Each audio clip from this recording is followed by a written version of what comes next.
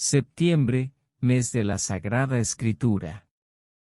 Te invitamos a poner la Sagrada Biblia, abierta, en el lugar más sagrado de tu casa. Te ayudaremos a orar con ella, enviándote diariamente algún texto bíblico comentado por el Padre Juan del Perpetuo Socorro. Se invita a las personas a poner en los comentarios sus peticiones personales. 6 de septiembre. Del Santo Evangelio según San Juan 2, 13 a 25. Cuando se acercaba la Pascua de los judíos, Jesús llegó a Jerusalén, y encontró en el templo a los vendedores de bueyes, ovejas y palomas, y a los cambistas con sus mesas. Entonces hizo un látigo de cordeles y los echó del templo, con todo y sus ovejas y bueyes. A los cambistas les volcó las mesas y le tiró al suelo las monedas. Y a los que vendían palomas les dijo: «Quiten todo de aquí y no conviertan en un mercado la casa de mi Padre». En ese momento, sus discípulos se acordaron de lo que estaba escrito: «El celo de tu casa me devora». Después intervinieron los judíos para preguntarle: «¿Qué señal nos das de que tienes autoridad para actuar así?». Jesús les respondió: «Destruyan este templo y en 3 días lo reconstruiré». Replicaron los judíos: 46 años se ha llevado la construcción del templo, ¿y tú lo vas a levantar en 3 días? Pero él hablaba del templo de su cuerpo. Por eso, cuando resucitó Jesús de entre los muertos, se acordaron sus discípulos de que había dicho aquello, y creyeron en la Escritura y en las palabras que Jesús había dicho. Mientras estuvo en Jerusalén para las fiestas de Pascua, muchos creyeron en él, al ver los prodigios que hacía.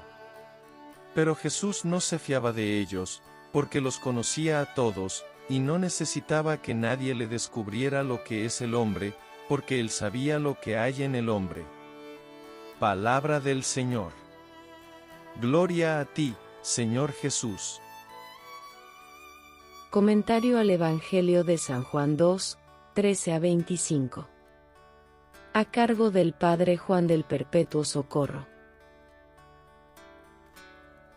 Después de haber atravesado, el domingo pasado, el velo penitencial de la humanidad de Cristo, y de haber llegado al gran misterio de su divinidad, centro y culmen de la fe católica, hoy nos adentramos, iluminados por esa misma fe, en el misterio del templo viviente que es el mismo Cristo, cabeza y fundamento de su mismo cuerpo místico que es la Iglesia o comunidad de los bautizados.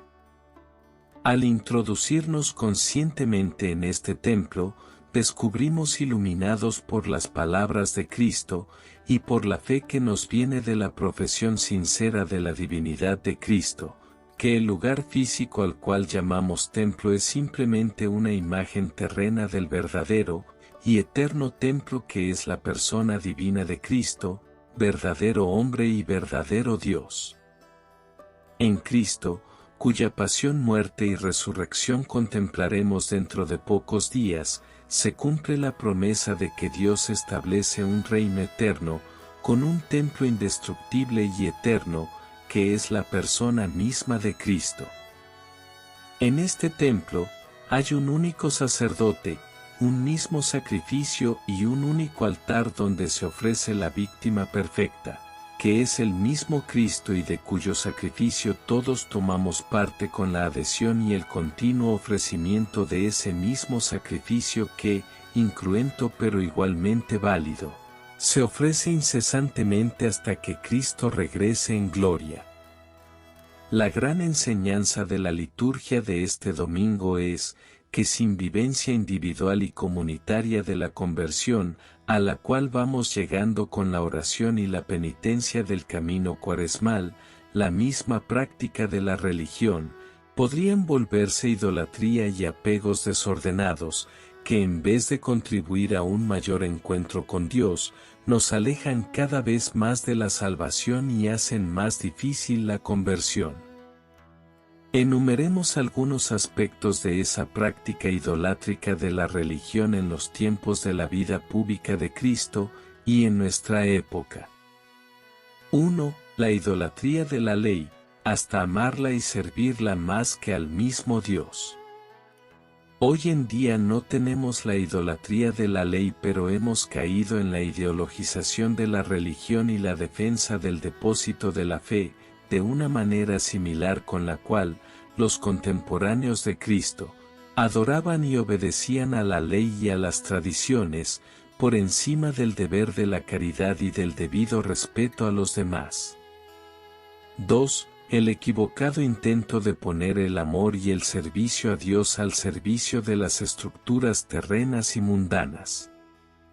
3. Cuando nosotros sometemos los intereses supremos de Dios, y el deber primordial de salvar nuestras almas, a los intereses mezquinos de los bienes temporales, el Dios eterno y salvador deja de ser el encanto liberador dentro de la religión, para convertirse en un comodín a servicio de la religión humanitaria, donde Dios ya no es el ser supremo ante quien toda rodilla se dobla, sino que Dios pasa a ser el mismo hombre, que se adora a sí mismo, al puesto de Dios.